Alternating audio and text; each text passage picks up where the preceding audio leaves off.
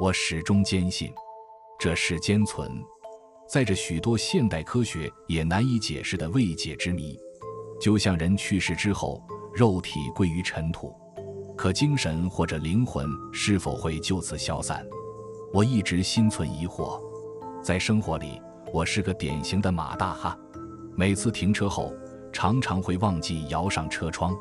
好在我们小区的治安环境相当不错，这么长时间以来，从未发生过失窃事件。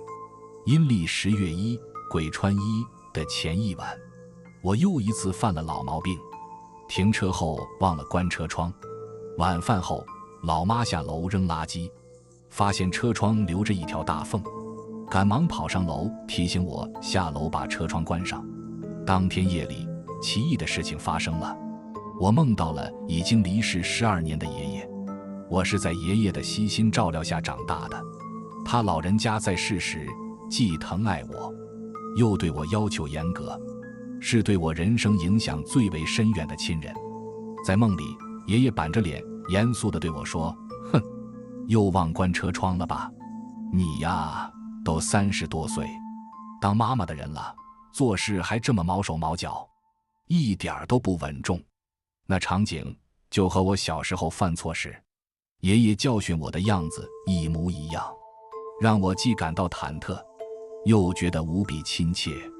第二天就是10月1了，清晨醒来，回想起梦中爷爷教训我的模样，一股温暖涌上心头，也勾起了我对爷爷无尽的思念。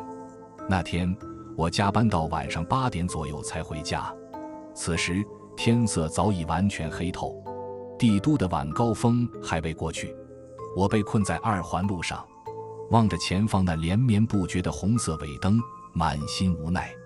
就在我百无聊赖之时，突然车里传来了啰嗦时咔嗒咔嗒的声响，而且是好几扇车窗同时发出的。